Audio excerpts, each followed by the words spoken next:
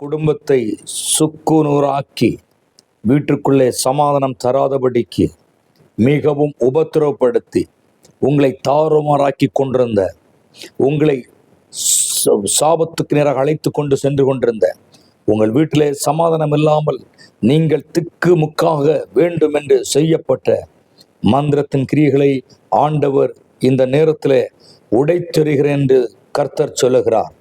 உன் கூடாரம் இதுவரைக்கும் பிம்பிக் கொண்டும் அப்படியே தேம்பிக் கொண்டும் திகைத்து கொண்டும் திகை முட்டிக்கொண்டும் மிகவும் ஒரு அழுத்தத்தோடு இருந்த உன் குடும்பத்தில் தேவ ஆவியான இப்பொழுது இறங்கி வருகிறேன், அந்த மந்திரத்தின் ஆவிகளை எல்லாம் உடைத்து போடுகிறேன் என்று ஆண்டவர் சொல்லுகிறார்.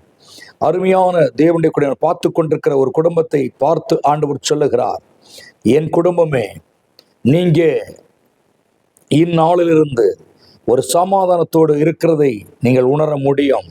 ஒரு மாற்றத்தை நாளுக்கு நாள் நான் தந்து உங்களை சாந்தமாக்குவேன் என்று கர்த்தர் சொல்லுகிறார். ஆண்டவர் தீர்க்க தரிசனமாய் சொல்லுகிறதாவது, பச்சிலைகளை பறித்து சில காரியங்களை, சில சின்ன சின்ன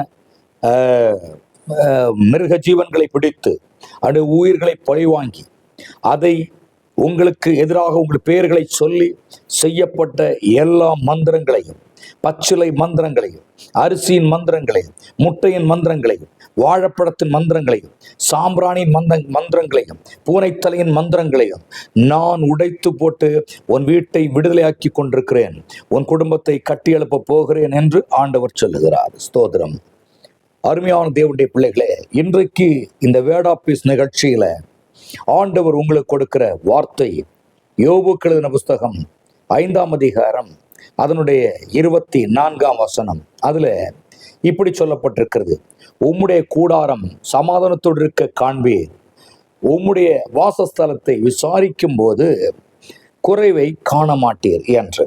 அருமையான தேவனுடைய பிள்ளைகளே, உம்முடைய கூடாரம் சமாதானத்தோடு இருக்க காண்பீர் என்று இன்றைக்கு ஆண்டவர் தீர்க்க தரிசனமாய் சொல்லி, தீர்க்க தரிசனமாய் பேசி உங்கள் குடும்பத்தின் கட்டுகளை கர்த்தர் உடைத்திருக்கிறதுனாலே இனி உங்கள் வீடு, உங்கள் கூடாரம் சமாதானமாய் இருக்கிறதை நீங்கள் காண்பீர்கள். சமாதான குறைவில்லாமல் கர்த்தர் வழி நடத்த ஆயத்தமாயிருக்கிறார். அன்பான தேவனுடைய பிள்ளைகளே, இன்று இதே நாளிலே கூட தேவன் சொல்லுகிற வார்த்தையாவது, ஆண்டவருடைய விசாரிப்பு இனி உங்கள் வீட்டில் இருக்கும் என்று ஆண்டவர் சொல்லுகிறார். நான் தீர்க்க தரிசனமாய் கர்த்தருடைய வார்த்தை உங்களுக்கு பொழிகிறேன். தேவன் சொல்லுகிறார், நான் உங்களை விசாரிக்குவேன், நான் உங்களை பார்த்து கொள்வேன், எங்கே போக வேண்டும், எதை பேச வேண்டும் என்கிற ஒரு ஆலோசனை கொடுப்பேன், நான் உங்களை விசாரிக்கிறவராக இருக்கிறேன் என்று ஆண்டவர் தீர்க்க தரிசனமாய் சொல்லுகிறார். அவர் உங்கள் வீட்டை விசாரிக்கும் பொழுது அங்கிருக்கிற குறைவுகள் எல்லாம் மாறும்.